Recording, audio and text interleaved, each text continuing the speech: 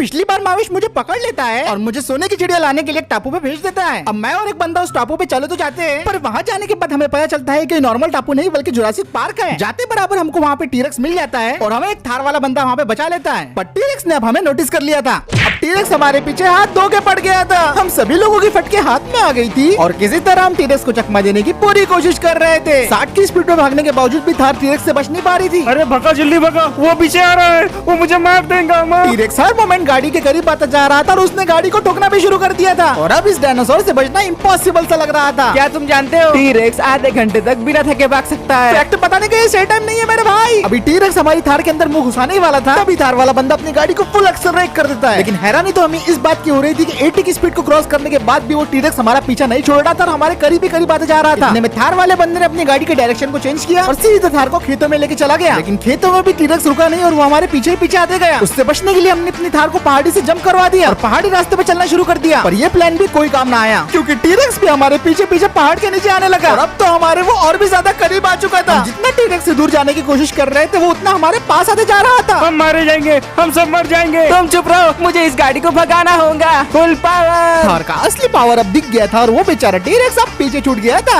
आखिरकार अब जाके मेरी जान में जान आई थी। अब जब हमें लग रहा था कि टीरेक्स ने हमारा पीछा छोड़ दिया है तभी कुछ अनएक्सपेक्टेड होता है। पता नहीं कैसे पर टीरेक्स अचानक से गाड़ी के सामने आ जाता है। उससे बचने के लिए थार वाला बंदा अपनी गाड़ी को मोड़ देता है, पर अनफॉर्चुनेटली इसकी वजह से हमारी गाड़ी आउट ऑफ कंट्रोल हो जाती है और पास ही में एक बैरिकेड से जाके क्रैश हो जाती है। हमारी गाड़ी बेकाबू होकर गोल गोल घूमना शुरू कर देती है। अरे नहीं, गए काम से। वीडियो में आगे बढ़ने से पहले दोस्तों मैं आपसे जानना चाहता हूँ कि आप भी एडवेंचर लवर हो, क्या आप भी आसमान में उड़ना चाहते हो? तो मेरे पास है आपके लिए एक्साइटिंग न्यूज और वो है OneWin की वेबसाइट और एप्लीकेशन। गाइस OneWin के अंदर काफी सारे गेम्स हैं, लेकिन मेरा फेवरेट है लकी जेट गेम। इसमें बस हमें पायलट के उड़ने का वेट करना पड़ता है। जरा ध्यान से दोस्तों, जितना आसान दिख रहा है ये गेम उतना आसान है नहीं। तो यहाँ पे मैं जाता हूँ लकी जेट के अंदर और डाल देता हूँ मैं 2000 रुपीज और अब हम ये देखेंगे ये कितने बढ़ते हैं। Okay okay let's go. और ये पायलट उड़ा और भाई साहब ये क्या, यहाँ पे तो 2000 3000 बन गए और अब तो भाई सीधा 3000 से 4000 हो गए। ये मेरे लिए बहुत है, तो हम ज्यादा लालच नहीं करेंगे और उसको फट से विड्रॉ कर लेंगे। तो आपने देखा अभी कि 2000 से 4000 कितने इजीली हो सकता है। अब चलो हम दोबारा प्ले करके देखते हैं और देख सकते हैं कि इस बार जीतेंगे या फिर नहीं। यहाँ पे फिर से हमने 2000 रुपीज डाले, पायलट अभी फिर से उड़ रहा है उड़ रहा है उड़ रहा है। ओ भाई अब मैं फिर से विड्रॉल कर लेता हूँ। तो देखा गाइस आपने, मैंने कितने इजीली इसको जीत लिया और साथ ही साथ मैंने इंस्टेंट विड्रॉल भी कर लिया, या फिर मैं इंस्टेंट डिपॉजिट भी कर सकता हूँ। लिंक आपको पिन कमेंट में मिल जाने वाली है और अगर आप मेरा प्रोमो कोड यूज करते हो तो आपको मिलेगा खतरनाक सा बोनस।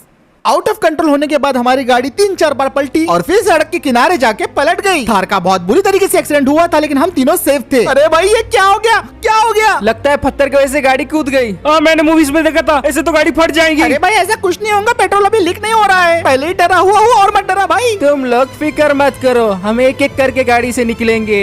अब टीरेक्स हमारी एक्सीडेंट वाली लोकेशन पे आ चुका था और हमें तो बस ऐसा लग रहा था कि टीरेक्स अब गाड़ी के पास आने वाला है और एक एक करके हम तीनों को खा जाएगा। टीरेक्स से बचने की अब कोई भी नहीं लग रही थी। नहीं, मैं बिना शादी किए नहीं मरना चाहता। तुम लोग फिक्र मत करो, इसे तो मैं देखता हूँ। ये सुन के मुझसे पूछता हूँ कि भाई तू क्या करेगा? वो बंदा थार का दरवाजा तोड़ता है और गाड़ी के बाहर निकल जाता है और फिर कुछ वो ऐसा करता है जो कि हम में से कोई सोच भी नहीं सकता था। वो सीधा टीरेक्स के सामने जाके खड़ा हो जाता है और बोलने लगता है, हे घटिया डायनासोर। हमें तो लगा सबसे पहले निवाला टीरेक्स का यही बनने वाला है, लेकिन तभी वो अपने हाथ में एक मशाल जला लेता है और वो मशाल को वो टीरेक्स की तरफ दिखा के बोलने लगता है, हे टीरेक्स तू हमें खाना चाहता है ना, आजा इधर आ, आज लिया इसे, देख मैं तेरे लिए क्या लाया। पहले तो मशाल टीरेक्स की तरफ दिखाता है और फिर उसके बाद सही मौका देख के वो भागना शुरू कर देता है। और पता नहीं पर कैसे वो मशाल की रोशनी को देख के टीरेक्स भी उसके पीछे पीछे भागना शुरू कर देता है। टीरेक्स उस थार वाले बंदे का पीछा कर रहा था और हमें तो लग रहा था कि ये बंदा मारा जाएगा। उसके बाद वो बंदा जंगल की तरफ और अंदर भागने लगता है और टीरेक्स भी उसके पीछे पीछे जा रहा था और देखते ही देखते वो बंदा और टीरेक्स गायब हो जाते हैं। अरे भाई ये क्या हुआ, टीरेक्स और वो बंदा कहाँ गए? मुझे नहीं लगता कि वो बंदा अब बच पाएगा।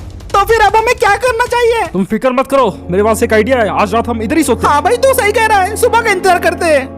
सुबह होते बराबर मैं थार का दूसरा दरवाजा तोड़ देता हूँ और गाड़ी से बाहर निकल जाता हूँ। और सबसे पहले तो मैं आसपास का माहौल चेक करता हूँ कि टीरेक्स आसपास है भी या फिर नहीं। आसपास वैसे काफी सुनसान लग रहा था तो मैंने ग्रीन जैकेट वाले बंदे को बोल दिया कि भाई बाहर आ जा, यहाँ पे कोई भी नहीं है। यार हम लोग यहाँ पे सोने की चिड़िया लेने आए थे, पर यहाँ का माहौल तो बहुत अलग है। मुझे नहीं पता था यहाँ पे डायनासोर्स भी है। ये सुनने के बाद मैं भी उसे बोलता हूँ कि भाई मैंने भी उम्मीद नहीं की थी कि जुरासिक पार्क सच में एग्जिस्ट करता है। चलो जो भी हो, अगर हमें जिंदा रहना है तो मिशन पूरा करना होगा। बस आधा टापू पार करना है। और लेकिन आधे टापू को हम पार कैसे करेंगे? हमारी गाड़ी का एक्सीडेंट हो चुका है और ये गाड़ी वाला बंदा जो हमारी मदद कर सकता था वो भी लापता है। चल एक काम करते हैं, पहले इस गाड़ी को सीधा करते हैं। फिर उसके बाद मैं और वो बंदा मिलके थार को सीधा कर देते हैं और मैं चेक करने लगता हूँ कि गाड़ी चलने लायक है या फिर नहीं। ये भाई कुछ पता चला क्या कि ये गाड़ी स्टार्ट भी हो सकती है?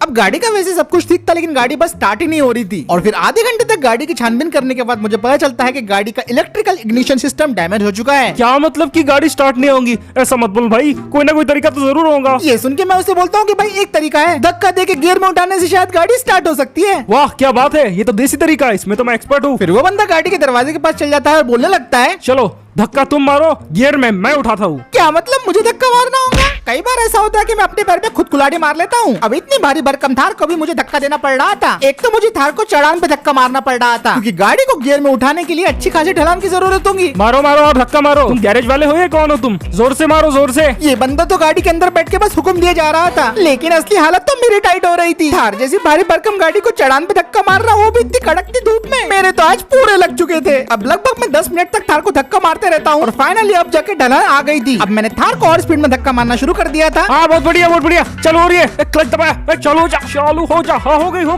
फाइनली मेहनत रंग लाती है और हमारी थार आखिरकार स्टार्ट हो जाती है।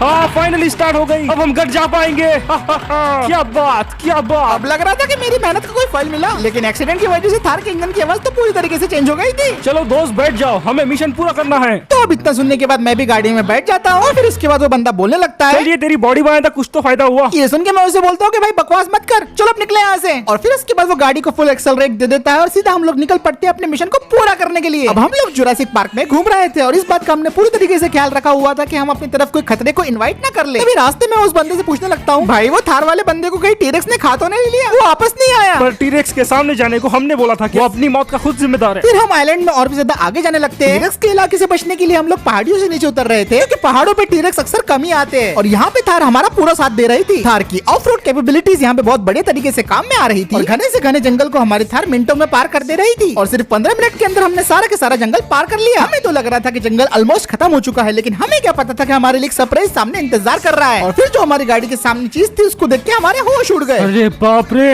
इतना बड़ा डायनासोर। तो ये था असली जुरासिक पार्क का मंजर। हमें हमारे सामने दिखाई देता है एक विशाल ब्रैकियोसॉरस, जिसे देख के हम पूरी तरीके से दंग रह गए थे। हमारी थार तो इन डायनासोर्स के सामने बस एक खिलौना लग रही थी। और ये सब देखने के बाद ग्रीन जैकेट वाला बंदा बोलने लगता है, अच्छा हुआ कि डायनासोर शाकाहारी है, वरना हमारा क्या होता। अरे बाप। ब्रैकियोसॉरस का साइज देखने के बाद मुझे अपनी रियलिटी पे शक होने लग गया था और अंदर से एक डर भी लग रहा था कि अगर ये लोग गुस्सा हो गए और मेरी थार को कुचल दिया तो क्या होगा। भाई थोड़ा संभाल के गाड़ी चलाना, मैं नहीं चाहता कि हम इनका ध्यान अपनी तरफ खींचे। ये लोग अगर शांत है तो हमें इन्हें शांति रहने देना चाहिए। फिर उसके बाद हम लोग थोड़ी देर तक इन खूबसूरत खूबसूरत नजारों का मजा लेते हैं, क्योंकि ऐसी चीजें जिंदगी में सिर्फ एक ही बार देखने को मिल सकती है। और फिर उसके बाद जब ब्रैकियोसॉरस हमारे रास्ते से हट जाते हैं तो अब यहाँ से चलना भी है या नहीं? हाँ भाई चलो चलो। फिर उसके बाद हम गाड़ी को स्टार्ट करते हैं और ब्रैकियोसॉरस के एरिया से निकलना शुरू कर देते हैं। थोड़ी देर बाद हम उनके एरिया से आगे निकल जाते हैं और फिर और आगे बढ़ने लगते हैं जंगल की तरफ। लेकिन अब तो हम जुरासिक पार्क में एंटर हो गए थे, तो हमें फिर एक और डायनासोर दिखाई देता है। ये डायनासोर शेल वाले थे और काफी ज्यादा मजबूत थे। और हमारी किस्मत तो अभी इसलिए अच्छी चल रही थी क्योंकि हमें जितने भी डायनासोर मिल रहे थे वो सारे के सारे शाकाहारी थे। लेकिन शाकाहारी हो या फिर मांसाहारी, अगर इन्हें गुस्सा आ गया तो ये हमें एक चुटकी में खत्म कर सकते हैं। तो जैसे ही कोई भी डायनासोर हमारे रास्ते में आ रहा था तो हम अपनी गाड़ी को रुका दे रहे थे और बिल्कुल हमारी अपनी मूवमेंट जीरो कर दे रहे थे, ताकि डायनासोर को हमारी वजह से कोई परेशानी ना हो। भाई मैंने सुना है डायनासोर का कवच टीरेक्स भी नहीं फोड़ सकता, सबसे ज्यादा मजबूत कवच इन्हीं का होता है। इसके शेल का तो हमें सूट बनाना चाहिए, टीरेक्स भी अपना कुछ नहीं कर पाएगा। फिर शेल वाला डायनासोर जाने के बाद हम अपनी गाड़ी को स्टार्ट करते हैं और निकल पड़ते हैं। रास्ते में हमें एक और शेल वाला डायनासोर मिलता है जो ऐसा लग रहा था हमें प्यार से गुड बाय बोल रहा हो। अब हम झाड़ियों वाली एरिया से बाहर आ गए थे और फिर से हमने रोड पकड़ लिया था, लेकिन अचानक से इंटरसेक्शन के पास ग्रीन जैकेट वाला बंदा गाड़ी रोक देता है। क्या तुमने कुछ सुना? कुछ थरथराहट सी हो रही है। उसकी ये बात सुनने के बाद मैं भी नोटिस करता हूँ कि जमीन आसपास की बहुत तेजी से हिल रही थी। और देखते ही देखते जमीन और भी ज्यादा तेजी से हिलने लगती है। भाई ये क्या है?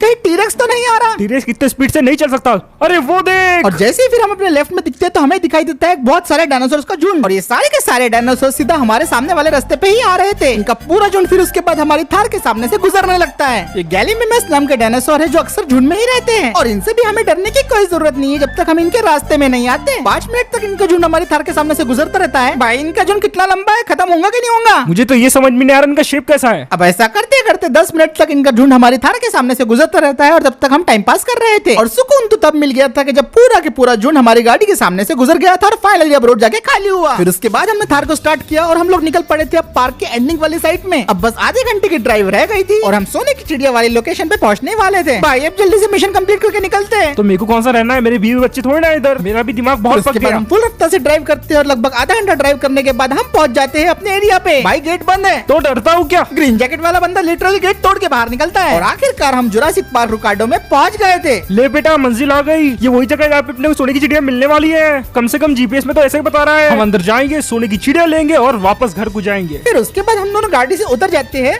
और उस बिल्डिंग की तरफ जाने लगते हैं। लेकिन जैसे ही सीढ़ियाँ चढ़ के हम दरवाजे की तरफ पहुंचते हैं तो हमें पता चलता है दरवाजा तो बुरी तरीके से लॉक है और लॉक को तोड़ने के लिए हमारे पास कोई टूल भी नहीं था। तभी वो ग्रीन जैकेट वाला बंदा बोलने लगता है, अरे ऐसे वैसे लॉक से मैं नहीं डरता, इसे तोड़ने का रास्ता है मेरे पास। बस थोड़ा सा डेंजरस है पर 100% काम करता है हर बार। इतना बोल के वो बंदा अपने जेब से RDX निकालता है और वो दरवाजे के लॉक के ऊपर लगा देता है। चलो सब लोग पीछे हट जाओ। 3, 2, 1 फाइनली दरवाजा खुल गया था और हम लोग इस बिल्डिंग के अंदर आ गए थे। ये बिल्डिंग को देखने के बाद तो मेरी काफी पुरानी यादें ताजा हो गई थी क्योंकि सेम बिल्डिंग हमने मूवी में देखी थी। फिर उसके बाद वो ग्रीन जैकेट वाला बंदा अपना जीपीएस निकालता है और बोलने लगता है, अगर जीपीएस की बात मानी जाए तो हमसे 15 मीटर दूर है उस चिड़िया से। अरे वाह क्या बात है, चलो मेरे पीछे पीछे आओ। फिर वो बंदा टीरस के स्केलेटन के ठीक नीचे जाके खड़ा हो जाता है और बोलने लगता है, यार अगर वो जीपीएस की बात मानी जाए तो वो सोने की चिड़िया टीरेक्स के स्केलेटन के 4 फुट नीचे गड़ी है। और क्या तुम्हें ये गोल मार्क दिखाई दे रहा है? और ठीक इसी जगह इसी मुकाम पर ये गड्ढा तुम्हें खोदना है। और फिर उसके बाद मैं और वो बंदा मिलके उस जगह पे खुदाई शुरू कर देते हैं। मुझे तो अंदाजा भी नहीं था कि यहाँ पे खुदाई करनी पड़ेगी वरना मैं अपने ड्रिल लेके आता। लेकिन अभी तो यहाँ पे हम पावड़े की मदद से खोद रहे थे और सच में इसमें मेरा काफी ज्यादा टाइम वेस्ट हो रहा था। खुद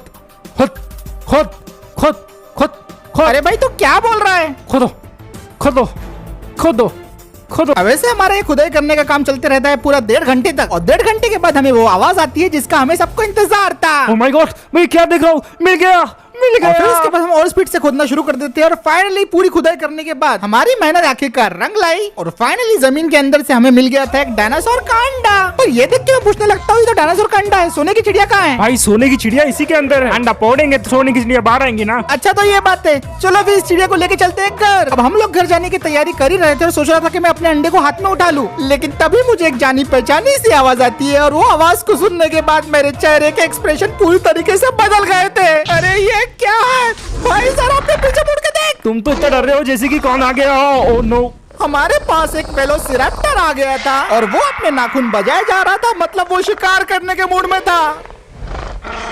ओह माय गॉड, वेलोसिरैप्टर, ये तो हमें खा लेगा। अब तो हम गए भाई, नहीं बचने वाले।